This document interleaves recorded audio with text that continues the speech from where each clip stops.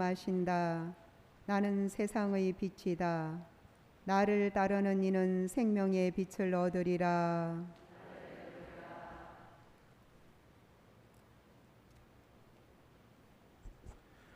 주님께서 여러분과 함께 또한 사제의 영과 함께 루카가 전한 거룩한 복음입니다. 주님 영광 받으소서.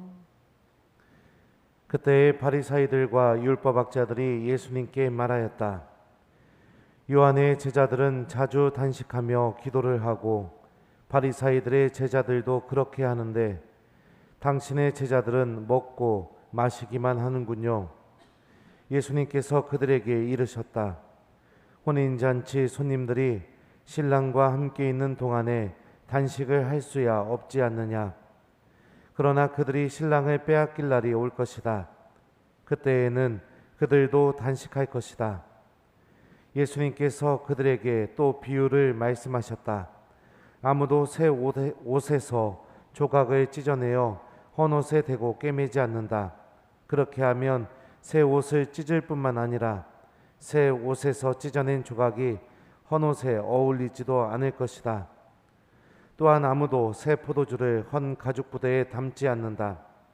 그렇게 하면 새 포도주가 부대를 터뜨려 포도주는 쏟아지고 부대도 버리게 된다. 새 포도주는 새 부대에 담아야 한다. 묵은 포도주를 마시던 사람은 새 포도주를 원하지 않는다. 사실 그런 사람은 묵은 것이 좋다고 말한다. 주님의 말씀입니다. 그리스도님 찬미합니다.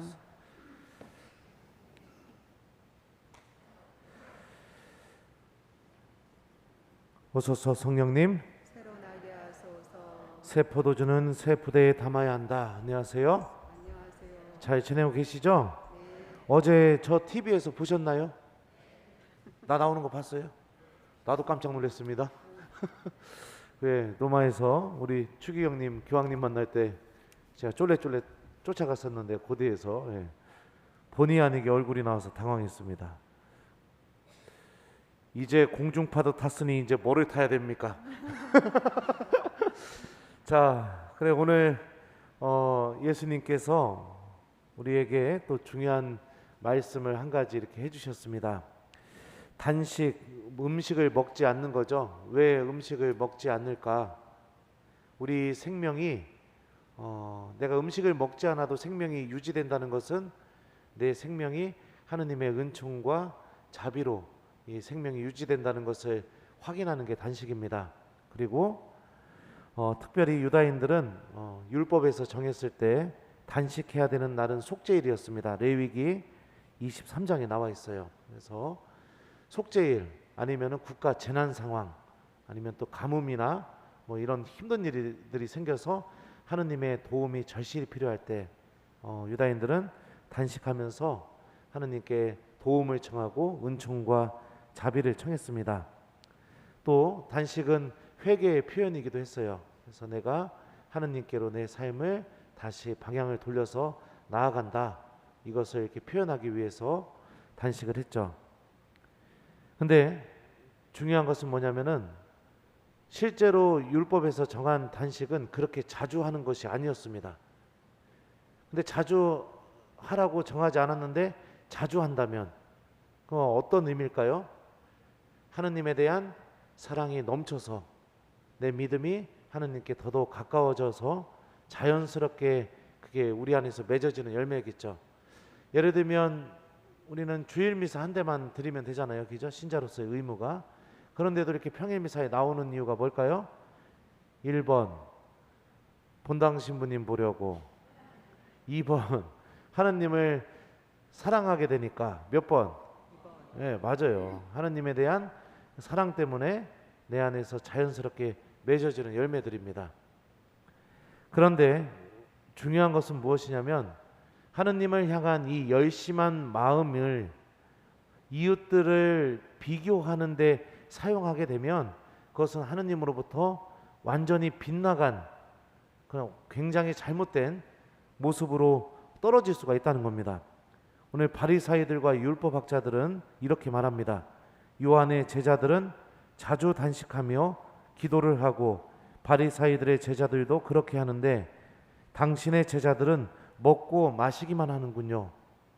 하느님에 대한 사랑하는 마음, 또 하느님에 대한 믿음이 커져서 내 안에서 자연스럽게 맺어지는 그 열매들을 갖고 어떻게 활용을 하느냐? 비교하고 판단하고 심판하는 그런 용도로 그 열매들을 사용하고 있다는 것이죠. 비교하는 마음, 비난하고 싶은 마음, 심판하고 싶은 마음, 이것은 하느님에 대한 믿음에서 맺어지는 열매들이 절대로 아닙니다. 아무리 그 사람이 하느님께 대한 열심함을 갖고 있고 시키지 않아도 하느님께서 주시는 그 영적인 기쁨을 얻으면서 굉장히 신앙생활을 열심히 한다 하더라도 그 사람의 삶이 맺어내는 열매들이 비난하고 비교하고 심판하고 이런 열매들만 맺어내고 있다면 그것은 하느님께로 향한 올바른 믿음이 아니라는 거죠.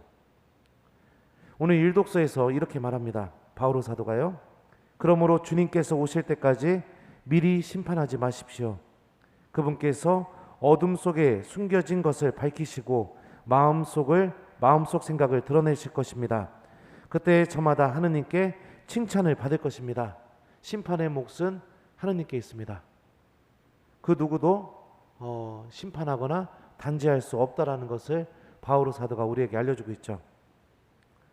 자꾸만 비교하는 마음, 비난하고 싶은 마음, 단죄하고 싶은 마음, 이런 마음이 내 안에 계속해서 생기기 시작한다면, 그리고 그 도구가 하느님을 향한 아주 열심한 믿음에서 나오는 그 열매들을 그 도구로 사용하고 있다면 그 사람은 굉장히 열심하면서도 정말로 불행한 신앙생활을 하고 있는 겁니다.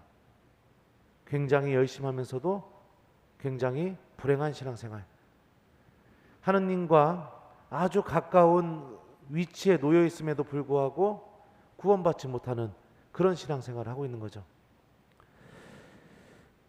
예수님께서 이렇게 말씀하십니다. 새 포도주는 새 부대에 담아야 된다. 비교하는 마음, 심판하고 싶은 마음, 단죄하고 싶은 마음, 이런 마음들은 하느님에게서 오는 새로움을 받아들일 수가 없습니다. 바리사이들과 율법학자들도 그랬죠.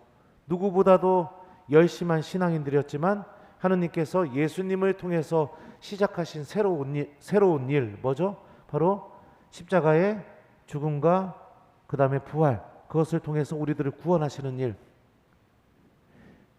이 일이 그들에게 다가오게 되었을 때 그들은 그 열심한 믿음을 갖고 하느님께 대한 그 넘치는 사랑하는, 하느님을 넘치게 사랑하는 그 마음을 갖고 무엇을 했죠? 예수님을 십자가에 못 박혀 죽게 만들었습니다. 그러니까 하느님이 무엇인가 새로운 것을 하려고 하게 될 때 아주 강하게 거부하는 사람들, 하느님을 맞서는 사람들이 되어버렸죠. 그러니 비교하고 심판하고 단죄하는 그 마음이 우리를 결국 어디로 데리고 가는지도 이들의 모습을 통해서 볼 수가 있는 겁니다. 오늘 하루 동안에는 여러분들 스스로가 헌옷이 되지 않도록, 또 헌부대가 되지 않도록 노력해 보셨으면 좋겠습니다. 계속해서 이웃을 향한 비난과 심판, 이런 마음이 들 때마다 하느님께 도움을 청하고 그 마음을 내려놨으면 좋겠습니다. 그래야 내 스스로가 하느님께서 주시는 그 새로운 은총들을 받아낼 수 있는 새 부대가 될 수 있습니다. 그리고 주님께서 나를 새로운 길로 인도하실 때 기쁘게 따라갈 수 있는 사람이 될 수 있습니다. 하느님께 맞서는 마음, 하느님을 열심히 믿고 있음에도 불구하고 하느님의 뜻을 따르지 않는 마음, 그 씨앗이 어디에서 출발하느냐? 비교하는 마음, 심판하는 마음, 거기서부터 시작된다는 것을 우리 모두 기억했으면 좋겠어요. 숙제 드릴게요. 오늘 숙제는 뭐냐면, 오늘은 비교하는 거 금지, 그 다음에 험담하는 거 금지, 그 다음에 또 마음속으로 저 사람은 저런 사람이야 라고 이렇게 심판하는 거 금지, 이 세 가지 금지하시고 오늘 꼭 한 가지 했으면 좋겠습니다. 뭐냐면은 칭찬하기. 예. 그래서 집에 가자마자 여러분들 배우자부터 좀 칭찬해 보세요. 칭찬하면 뭐 사고 쳤어 이런다면서 요즘은요. 왜 이래? 그래, 하여튼 그래요. 하여튼 칭찬, 여러분들이 만나는 이웃들 좋은 점을 발견해서 좀 칭찬해 줬으면 좋겠습니다. 믿음에서 맺어지는 진짜 열매는요, 여러분들 친교, 사랑, 용서입니다. 내가 하느님을 믿으면 믿을수록 친교하는 마음이 생기게 되고 사랑하는 마음이 생기게 되고 용서하는 마음이 맺어지게 됩니다. 이게 올바른 믿음을 갖고 있는 사람들의 모습입니다. 열심하면서도 가장 불행한 신앙인이 되지 않았으면 좋겠습니다. 오늘 숙제 신부님이 내준 거요. 비난, 험담, 심판 금지, 그리고 칭찬하기. 요거를 꼭 좀 실천하는 하루를 보냈으면 좋겠습니다. 새 포도주는 새 부대에 담아야 한다. 아멘.